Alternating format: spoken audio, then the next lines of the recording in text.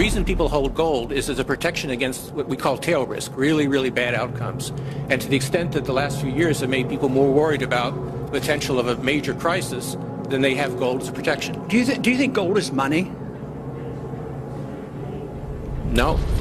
It's not money. Even if it had been money for 6,000 years, somebody reversed that and eliminated that economic law. Well, it's an asset. I mean, it's the same. Would you say Treasury bills are money? I don't think they're money either, but they're a financial asset. Why do central banks hold it? Well, it's a form of reserves. Why don't they hold diamonds? Well, it's tradition.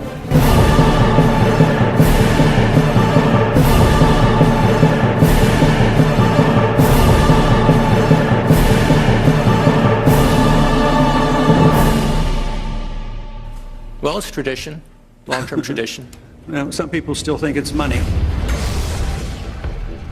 Gold, the money of humanity, portable, a divisible medium of exchange, and a constant unit of account. In the West, most believe gold is nothing but a barbaric relic used as money only in the past. The public sees gold as a form of jewelry, something that can be easily converted to dollars, especially as of late, as almost on every corner you see a We Buy Gold store. But is this the end for gold? A metal that wars have been fought over is truly now just a banking tradition and something you only think about during wedding anniversaries. To start, what is it that makes gold so special? What is it that makes it a precious metal? Gold is extremely rare. All the gold mined in human history can fit into 3 Olympic-sized swimming pools. And if those pools were filled with water, the gold wouldn't rust. Gold has no reaction with air, moisture, or most corrosive agents. Gold's history goes back to early human history. In 3000 BC, the Egyptians were the first to smelt gold. By 1200 BC, they were wearing it as jewelry. The Lydians were the first to coin it, though. In 564 BC, the Chinese were quick to follow along with the Greeks.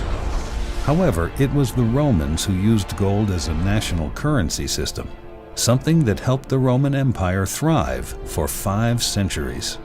Unfortunately for the Romans, Rome started to strip their currency and devalue it as spending increased, which is one of the reasons their grand empire ended in 476 AD.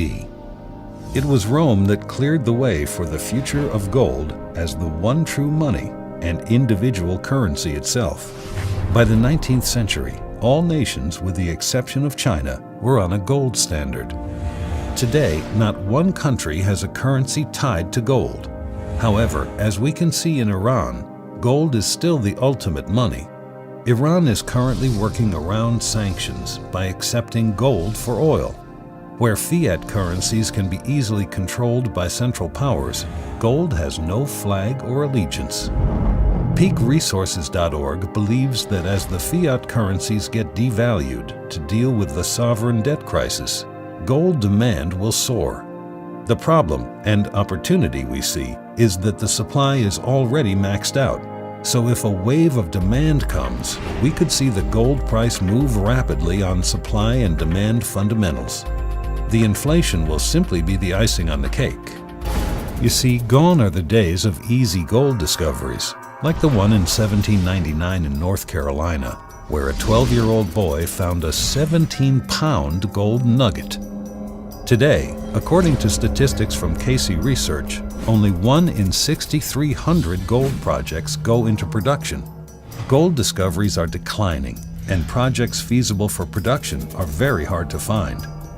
As of 2012, roughly 60% of gold demand was met from mine production. The rest came from recycled gold. Think about this number. Only 60% of demand is met with current mine production. This is a dramatic gap in supply and demand. Recycling gold has become an important part of the gold market. Since 2012, supply from recycled gold is up over 93%. Without this gold, we would likely have a much higher gold price due to the lack of supply from new mine production. There are 2 very important trends to observe going forward. Gold is becoming more expensive to discover. liquid fuels are rising along with labor. Roughly $1.2 billion were spent on gold exploration in 1993. 20 years ago, this resulted in 55 million ounces of primary gold discoveries. In 2003, $1.5 billion was spent in exploration, with just over 25 million ounces of primary gold discoveries. However, in 2010, we saw over $5.7 billion spent, but we only had about a total of 20 million ounces of gold discovered. 2. Gold is becoming harder to find. Ore grades are declining, and high-grade deposits are extremely rare now. According to the USGS, ore grades have fallen 38% since 1997 for underground gold deposits and 35% for open-pit mines. Conclusion: the fundamentals for gold as an investment have never been better. Currently, gold is not tied to any currency. It is being held as real money or fiat insurance by the global elites. As the debt crisis rises and the fiat currencies circle down the drain of devaluation, the demand for gold will soar, but not just because of the inflation that is coming. It will be because we have peaked in gold discoveries and gold production. The restoration of gold as recognizable money and a safe haven will open up the floodgates to new investors, but it will not help us increase the gold supply. We all know how this ends. Gold is going a lot higher and should be one of the best investments one can make during the next 5 to 15 years. If you are interested in gold as an investment, visit peakresources.org today to receive our free report on the 3 biggest mistakes gold investors are making right now.